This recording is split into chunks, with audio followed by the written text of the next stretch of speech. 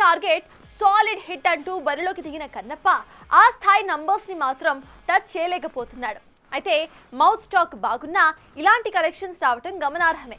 మరి థియేటర్స్ లోకి వచ్చి 3 రోజులు పూర్తి చేసుకున్న ఈ సినిమా కొల్లగొట్టిన వసూళ్లెంతో మనము లుక్కేద్దాం.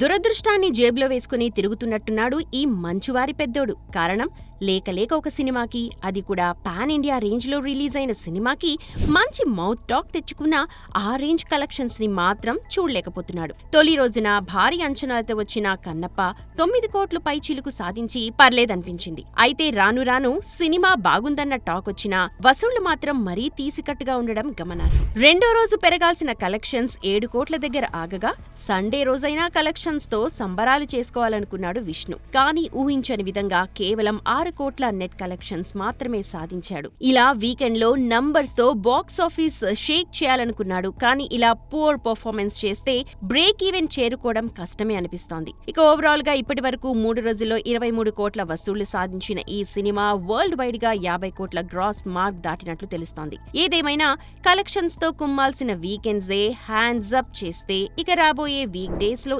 ఏమాత్రం వసూళ్లు సాధిస్తుందో అన్న ఆసక్తి నెలకొంది. అయితే సినిమాకి అంతా పాజిటివ్ టాక్ రావడంతో ప్రభుదేవా విష్ణుతో సినిమా చేయబోతున్నాడు అన్న వార్త ఇప్పుడు గట్టిగా సర్క్యులేట్ అవుతోంది. చూడాలి రాబోయే రోజుల్లో ఎలాంటి కాంబోలు సెట్ కానున్నాయో.